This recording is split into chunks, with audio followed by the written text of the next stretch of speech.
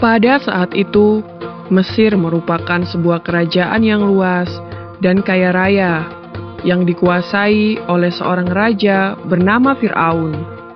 Raja Fir'aun merupakan raja yang sombong dan juga tamak, yang tidak berperi kemanusiaan.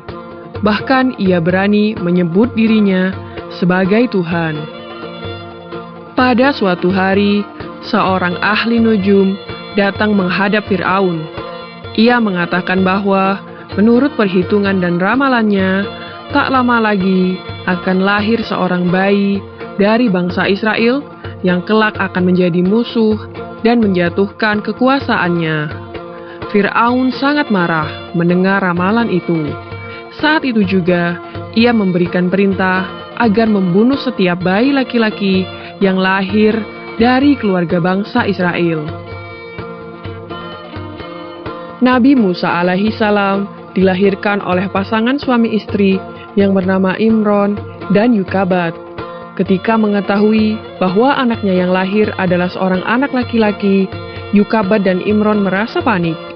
Jika tak segera disembunyikan, anak itu tentu akan dibunuh oleh para prajurit Fir'aun. Yukabat sangat sayang pada bayinya yang sehat serta lucu itu.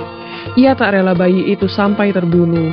Tapi untuk menyembunyikannya terus-menerus juga tidak memungkinkan. Kemudian Allah Subhanahu wa Ta'ala memberikan ilham kepada ibunda Nabi Musa untuk membuat peti yang tahan air, lalu menghanyutkan Musa di sungai Nil.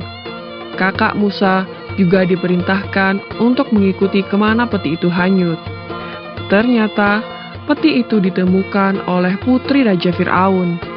Lalu peti itu dibuka, dan setelah diketahui isinya seorang bayi, mereka membawa ke hadapan ibu mereka, yaitu istri Fir'aun yang bernama Asia.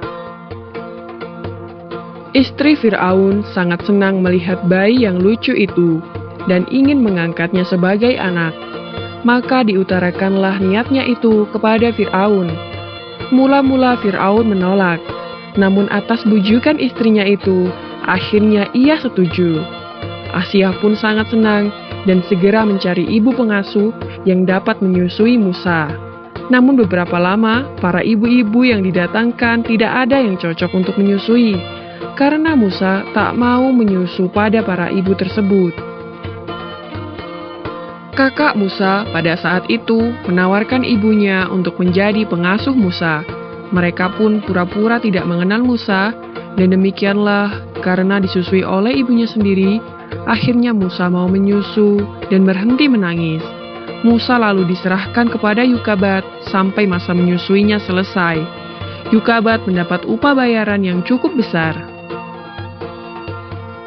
Ketika sudah usai masa menyusuinya, Musa dikembalikan oleh Yukabat ke istana Fir'aun dan dididik sebagaimana anak-anak raja yang lain.